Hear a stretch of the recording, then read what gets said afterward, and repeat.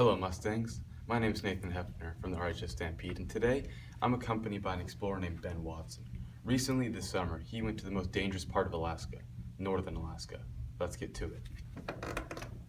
Ben, it's a real pleasure to have you here today. Oh, dude, thanks, Nathan, for having me, man. I'm really stoked to be here. Oh, no, it's our pleasure. So, I gotta ask you, did you go to Alaska with a group or an organization? Actually, Nathan, yeah, I did. I'm part of a YMCA camp in northern Wisconsin, and I've been going there since I was about 10 years old, doing expeditionary trips, starting from just little canoe trips, 3 or 4 days, up to my last trip, which was 45 days. Wow, Ben, such dedication and determination. So, I gotta ask you now, what type of gear do you bring with you for these such long adventures? You know, it's actually funny that you asked that, Nathan. I get that question a lot. It starts with anything from boots. Not wearing them right now, Nathan. Come on, man. But it starts with boots, and it ranges anything from that to the most rugged of alpine tents that can withstand snow, rain, sun, all that good stuff, and they keep us warm and all that good stuff. But I have sleeping bags, personal hygiene stuff, and it all packs into these 90-liter Osprey backpacks that hold everything we need, and they're on our backs for usually 6 or 7 hours a day. And yeah, that's usually what goes into my personal gear. We also have group gear, which ranges anything from cooking wear to food, and we usually split that up amongst the group. Truly remarkable, Ben. So, now I gotta ask you, how many people were in your group? Was it anywhere from like 2 or was it 20? Actually, Nathan, we started out with 7 guys. I know most of the guys from previous trips, working and going on trips into camp. I knew everyone but the 2 leaders. 2 leaders are assigned to each trip of that length. They were both had plenty of experience in the wilderness and leading trips, and there were 7 of us. It actually was a little bit unfortunate. We got a week into our trip, and one of our guys tore something in his knee, so he had to be float planed out of the mountain range. And then actually a week and a half later, another guy broke his ankle, so he had to be helicoptered out of the range. So for the rest of the trip, there was 5 of us. Wow, it's really unfortunate to hear that. So, this leads me into my next question. What was the hardest emotional and physical aspects of this trip? That's a great question, Nathan. Obviously, this trip was physically and emotionally demanding in every way, and I think it kind of starts with just demanding so much of your body each and every day. 6 or 7 miles at the least hiking with a 90-pound pack on your back is not easy, and I think it starts with that. Having to deal with weather and injuries and all that good stuff. It's not easy by any stretch. And emotionally, it's just like, it's tough, man, honestly. Yeah, the emotional side of the whole trip is obviously almost just as hard, if not harder, as the physical aspect of it.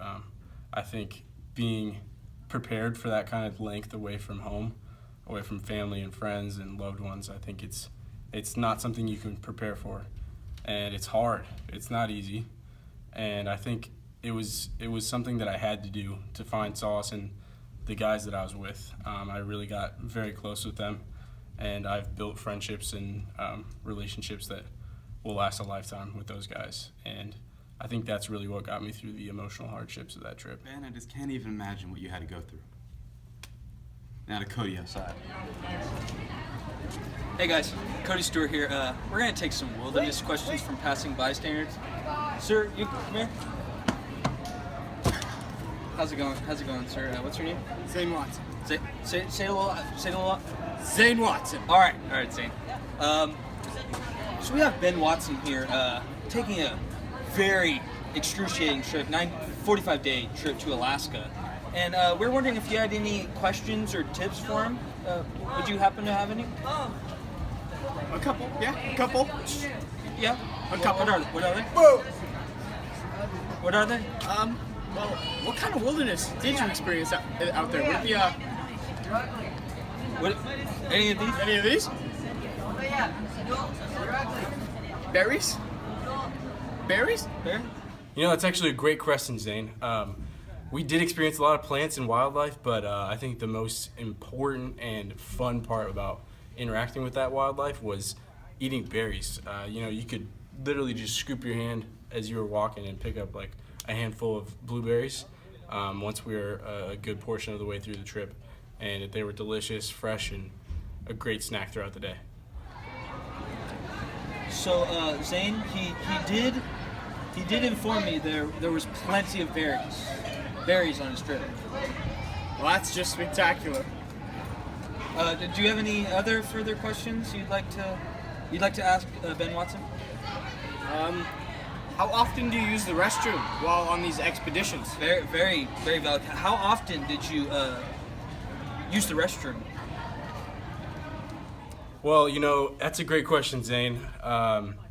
Obviously, we're staying very hydrated because we're having to exercise frequently. So water and peeing obviously happens a lot.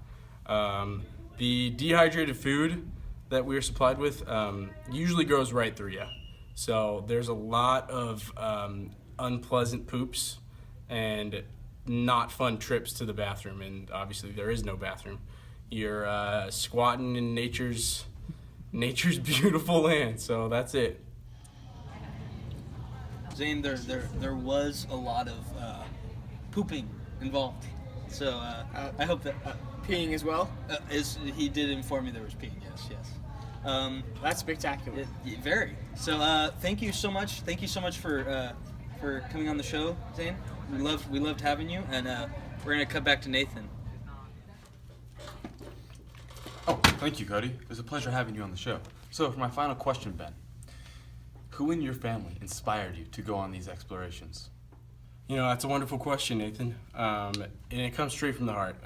My dad grew up in the Midwest, and he went to the same camp that I've been going to for the last 7 or 8 years. And I think it really started with him, you know, hearing the stories of his trips when he was in high school and then when he was leading trips in college.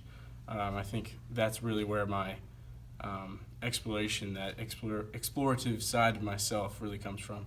And I thank him for introducing me to the whole aspect of trips, and I couldn't be more grateful. Well, Ben, that's a truly inspiring story. I wish we all had something like that in our lives. But I gotta say, thank you for coming out. And this is Nathan Hefner signing off the RH Stampede. Until next time, Mustangs.